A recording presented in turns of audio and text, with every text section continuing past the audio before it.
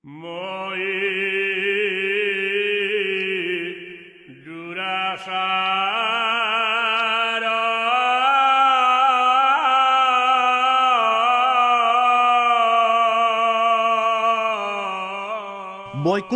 হ'ল বৰপেটা সত্ৰৰ বুঢ়া সত্ৰীয়া বশিষ্ঠদেৱ শৰ্মা।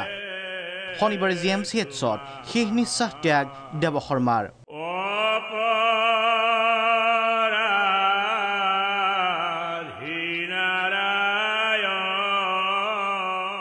নিশা সুন্দৰদিয়াৰ বাসগৃহত ৰখা হ'ল দেৱ শৰ্মাৰ নশ্বৰ দেহ।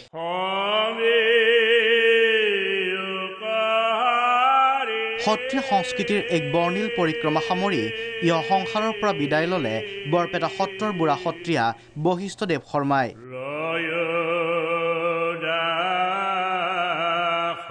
11 অক্টোবৰৰ পৰা GMCHত চিকিৎসাধীন হৈ আছিল বুঢ়া সত্ৰীয়া দেৱ শৰ্মা। শনিবাৰে নিশাই GMCHৰ পৰা বৰপেটাৰ সুন্দৰদিয়াৰ বাসগৃহলৈ লৈ যোৱা হয় নশ্বৰ দেহ। নিশাটো বাসগৃহতে ৰখা হয় নশ্বৰ দেহ। পুৱা গায়ন বায়নে খোলতাল লৈ হৰিনাম কীৰ্তন গাই বাসগৃহৰ পৰা সুন্দৰদিয়া সত্ৰলৈ লৈ যোৱা হয়। পুষ্পসজ্জিত বাহনেৰে নশ্বৰ দেহ পৰিভ্ৰমণ কৰাই সমগ্ৰ বৰপেটাত।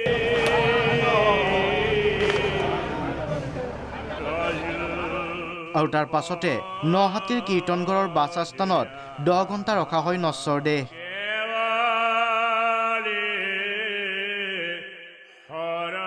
পুষ্পসজ্জিত বিচনাত ৰাজহুৱা শ্ৰদ্ধাঞ্জলিৰ ব্যৱস্থা। বৈষ্ণৱ ধৰ্মৰ একান্ত সেৱক বশিষ্ঠদেৱ শৰ্মাৰ নশ্বৰ দেহত অগণন গুণমুগ্ধই শ্ৰদ্ধাঞ্জলি জ্ঞাপন কৰে। বৰপেটা সত্ৰই হ'ব বশিষ্ঠদেৱ শৰ্মাৰ শেষ আশ্ৰয়। সোমবাৰে ৰাজ্যিক মৰ্যাদাৰে সম্পন্ন হ'ব দেৱ শৰ্মাৰ শেষকৃত্য। শংকৰদেৱ বঁটা প্ৰাপক বশিষ্ঠদেৱ শৰ্মাক হেৰুৱাই অভিভাৱকহীন হৈ পৰিছে বৰপেটাবাসী। সমগ্ৰ বৰপেটাতে শোকাকুল পৰিৱেশে বিৰাজ কৰিছে। বুঢ়া সত্ৰীয়া বশিষ্ঠদেৱ শৰ্মাৰ মৃত্যুত শোক প্ৰকাশ মুখ্যমন্ত্ৰী হিমন্ত বিশ্ব শৰ্মা, কেন্দ্ৰীয় মন্ত্ৰী সৰ্বানন্দ সোণোৱাল, প্ৰাগ নিউজৰ CMD ডক্টৰ সঞ্জীৱ নাৰায়ণকে ধৰি বিভিন্ন সত্ৰৰ সত্ৰাধিকাৰ, মন্ত্ৰী তথা গুণমুগ্ধৰ।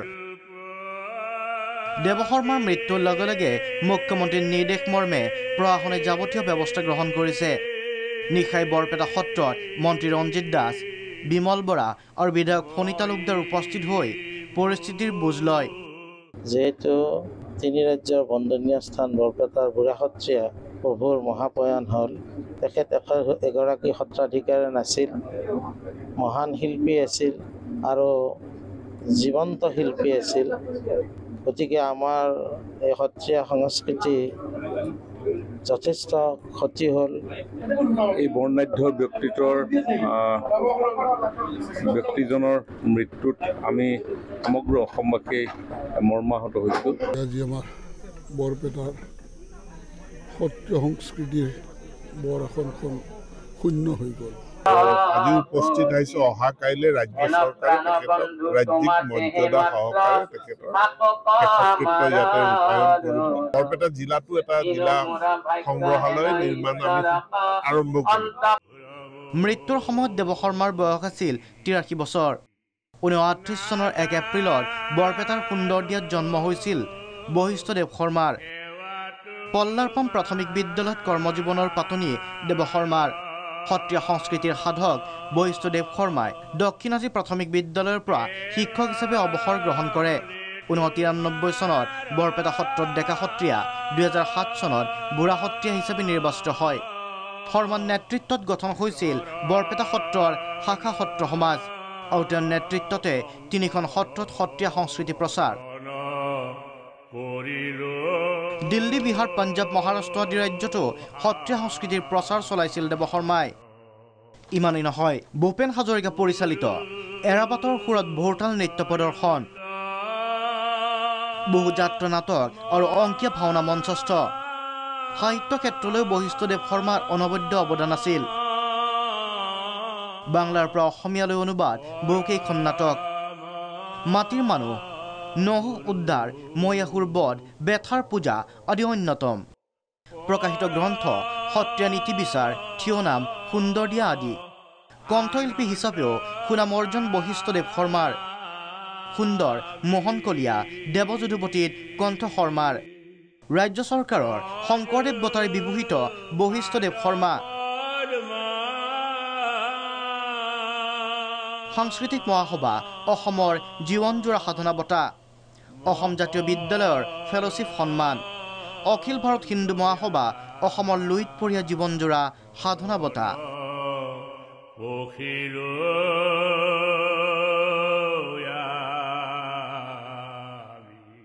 এই বৰেণ্য ব্যক্তিৰ মহাপ্ৰয়াণত ডক্টৰ সমুজ্জ্বল কুমাৰ ভট্টাচাৰ্য, লুৰিণজ্যোতি গগৈ, বিধায়ক জাকিৰ হুছেইন চিকদাৰৰ লগতে বহু গুণমুগ্ধই শ্ৰদ্ধাঞ্জলি জ্ঞাপন কৰিলে।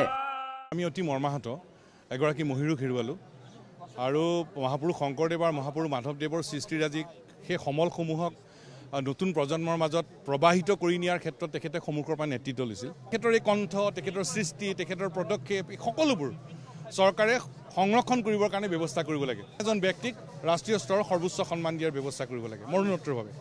আমাৰ সকলোৰে শ্ৰদ্ধেয় প্ৰভুৰ বিয়োগত আমি মৰ্মাহত হৈছোঁ আৰু সদৌ অসম ছাত্ৰ সন্থা পৰিয়ালে আমি এগৰাকী অভিভাৱক হেৰুৱালোঁ। মৃত্যু অসমৰ সমাজ জীৱনৰ কাৰণে অপূৰণীয় ক্ষতি আৰু সেইকাৰণে তেখেতৰ এই মহাপ্ৰয়াণত আচলতে এটা বিশাল শূন্যতা কেৱল মাত্ৰ সত্ৰীয়া সংস্কৃতিৰ ক্ষেত্ৰলৈ নহয়, অসমৰ সমাজ জীৱনলৈ, অসমৰ জাতীয় জীৱনলৈ এটা অপূৰণীয় ক্ষতি আৰু বিশাল শূন্যতাৰ। সোমবাৰে সম্পন্ন হ'ব শেষকৃত্য আৰু এইদৰেই ওৰ পৰিল এক বৰ্ণিল জীৱন পৰিক্ৰমাৰ। ব্যুৰ' ইনপুটৰ সহযোগত নিউজ ডেস্ক, প্ৰাগ নিউজ।